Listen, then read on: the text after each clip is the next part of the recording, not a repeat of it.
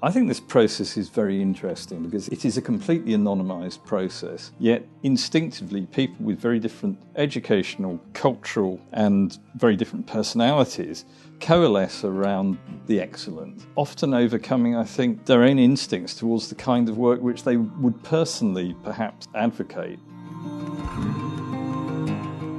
We saw a huge amount of entries this year to the silver medal, 131 in total that we viewed.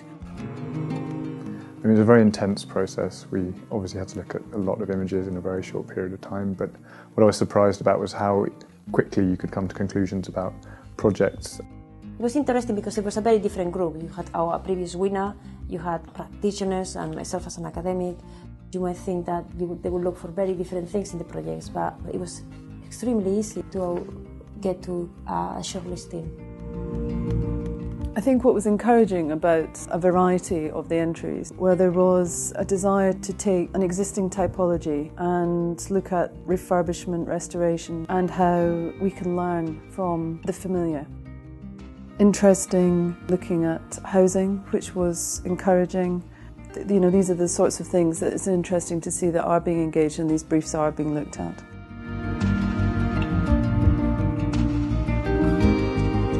I think there was some real gems and highlights, especially for some of the briefs that sometimes you don't think students will decide to do at Part 2 level.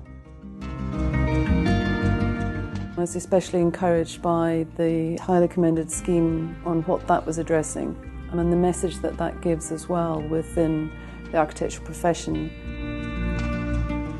When we all got to the final stages of the judging, I think the winner for us was particularly apparent because it had everything that we wanted from the project.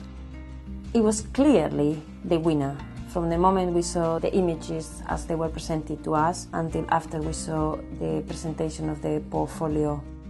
I think it was a unanimous decision right from the first viewing of work that this was an incredibly strong project. It was dealing with a typology and exploring this in such depth. Above all, it has complete intellectual clarity. It tells a story, quite a complex story, in a logical, sequential and hugely coherent manner. It's a tour de force.